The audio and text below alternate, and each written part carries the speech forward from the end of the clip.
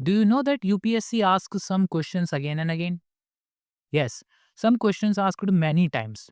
And if you are missing these questions, then your preparation is incomplete. Let's see if you know these 10 questions or not. So the first question is question number 1. Dharma and Reet are the central concepts of which Indian philosophy? Jainism, Buddhism, Vedic tradition, Aj- Ajivikas. So the correct option is option C, Vedic tradition. In the Vedic tradition, Dharma refers to the moral order of the universe, while Reet represents cosmic law and order.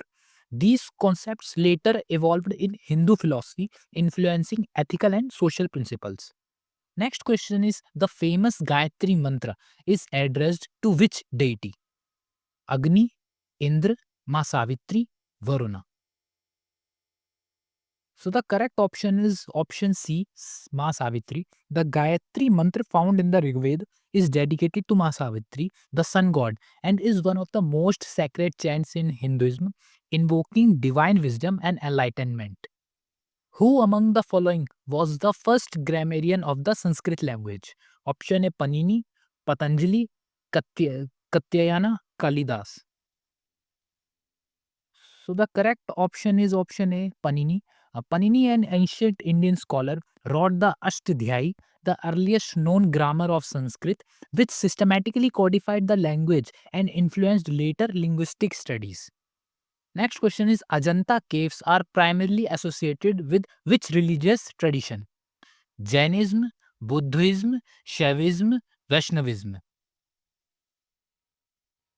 So the correct option is option B, Buddhism. The Ajanta caves located in Maharashtra are famous for their Buddhist rock art temples and murals, depicting scenes from the life of Buddha and Jataka tales. The term Aryan denotes what in the Rigvedic period? A race, a cultural group, a caste, a linguistic group. So the correct option is guess what? Option B, a cultural group.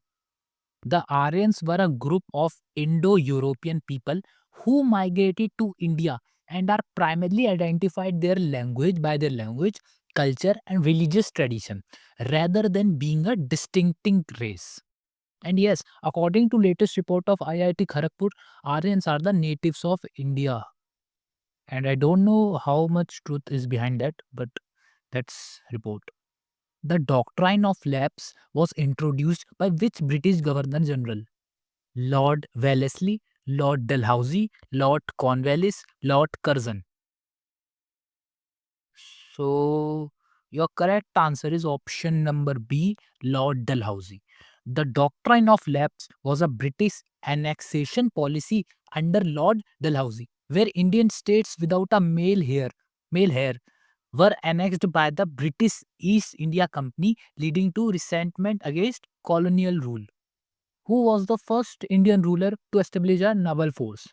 Ashoka, Chandragupta Maurya, Rajaraj Chola first, Samudragupta.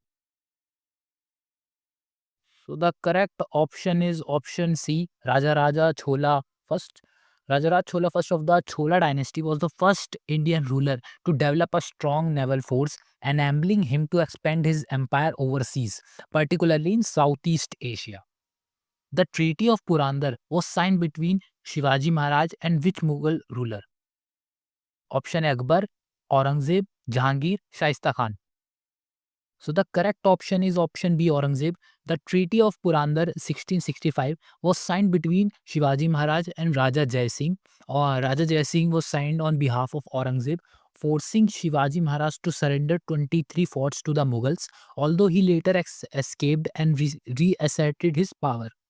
The next question is the title of Indian Napoleon was has been given to which ruler? Option A, Chandragupta Maurya, Harshavardhan, Samudragupta, Ashoka. So the correct option is Samudragupta. V.A. Smith called Samudragupta the Napoleon of India due to his extensive military conquests, which helped establish the Gupta Empire as a dominant power in ancient India. And the last question is the permanent settlement was introduced in India by whom? Option A, Lord Wellesley, Lord Cornwallis, Lord William Bentinck, Warren Hastings. So the correct option is option number B, Lord Cornwallis. The Permanent Settlement of 1793, introduced by Lord Cornwallis, was a land revenue system that fixed the tax amount permanently, benefiting zamindars but causing distress to peasants. That's all for our Polity MCQ series part 6.